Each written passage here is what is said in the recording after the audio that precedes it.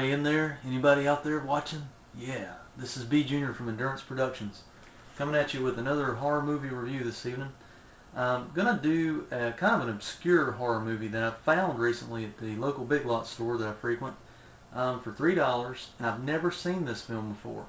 It's the one and only, to my knowledge, horror effort from director Oliver Stone, who directed such classics as JFK, The Doors, the list goes on, Any Given Sunday, all these movies that he's done. He did an early 80s movie here, I believe from 1981, that starred Michael Caine, and it's entitled The Hand. That's right, it's got a creepy little cover on it there. I've always tried to find this movie at Blockbuster and all the big video stores, trying to find it on VHS over the years, trying to watch this movie because I've read about it but never seen it. I recently, just through luck, they had one copy of it left for $3 on the old Big Lots shelves over there, and I said, what the heck, pick it up, watch it, see if it's any good, because, I'm a horror hound at heart, and I like to watch these movies. So, gotta say, folks, I took in a little freshly viewing of the DVD the other night, and I was, moderately surprised. I was thinking, oh, this is going to be hokey. I've read in different places that Oliver Stone didn't even like this movie. It's kind of his disowned learning type movie. He didn't really he doesn't really talk about it all that much. He didn't really like the way the special effects were done. Things like that I've read on IMDb and other places. But thought be a good reviewer, B Junior, put that thing in, watch it, draw your own conclusion as usual. Folks, I gotta say, the video transfer was pretty good. The sound was great. It's kind of more like a psychological thriller, an early 80s psychological thriller with some horror movie gore sprinkled in there. It's not a gore fest or anything like that.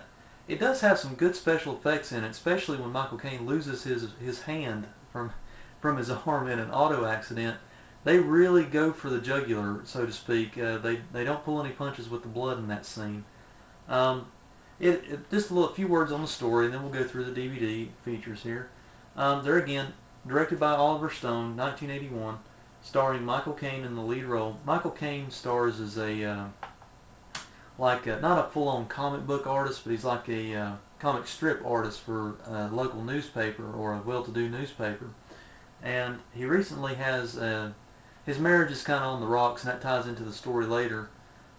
He recently has just a freak accident, and his drawing hand gets torn off at the stump there at the wrist, and in a car accident. And as I said before, I didn't expect much from this movie. When I saw that part come up, I knew he was going to lose his hand at one point or another.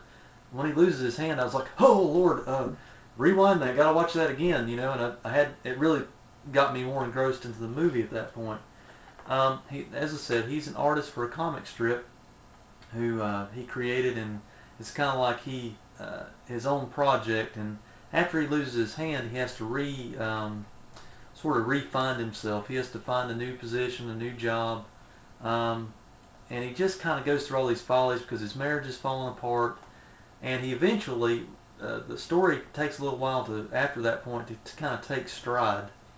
And he finds a position he relocates from, I believe, the upstate New York area to Northern California, where he starts a job as a teacher, teaching people art and how to do art, things of that nature. Well, all throughout the film, you start seeing these little black and white portions of the film start spurring up every once in a while. It's almost like he's having a dream of this hand moving around on its own, crawling, strangling people that he's had troubles with, things of that nature. There's one scene where this big, overly large hand comes through a window, and it kind of caught me by surprise and grabs Michael Caine by the chest. I don't know. It's got some good little special effects sprinkled in there. I don't want to give it away, but it has a dramatic twist at the end that was kind of predictable by today's standards of movies, but it was still just kind of good to see a little piece of history that I've never been able to see, like an older Oliver Stone movie that I've never been able to take in a viewing of. The movie itself, it was shot well. The DVD representation is a pretty clean picture. The sound is great.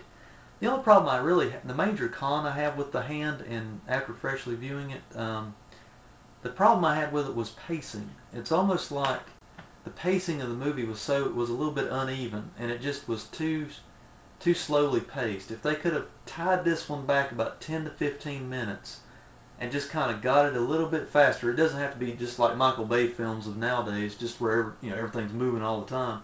If they would just tightened up the pacing of the movie just a little bit, I think it would have been a little less drawn out. But for a kind of a horror collector type person like myself, if you've never seen The Hand, you owe it to yourself to give it at least one viewing. It may be at your local video stores now that's been released on DVD.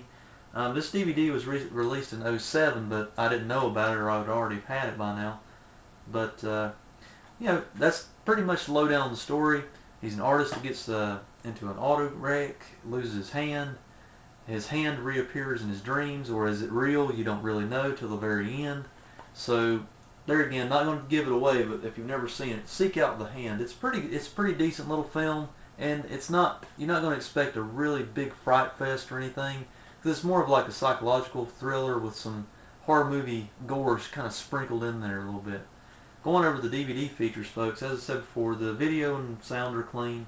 It has a commentary by director Oliver Stone, which I've not listened to yet. I've tried to listen to Oliver Stone's commentary on JFK, and I about got all the way through that one. I'm not a real big fan of commentaries unless it just really pulls me in, like a tractor beam on Star Wars. Like it just pulls me in right there at the first. But it's also sporting a theatrical trailer and some languages and subtitles. There again, a widescreen presentation. It's a total of 105 minutes. If they could have tidied this down to about 95-100 minutes, maybe max, it would have probably been a little bit better. That's the only major con I had for the film. It's going to go in the archives because it's kind of got that old school monster movie feel to it in some parts. And I like that for a little bit of a variety in my horror collection. So that's about all I can really say about it. Little simple movie by Oliver Stone, made in the early 80s, The Hand. Check it out. You owe it yourself to review it at least one time if you're a horror buff. And then if you don't like it, don't sue me. Don't come looking for me or anything like that, because you won't find me.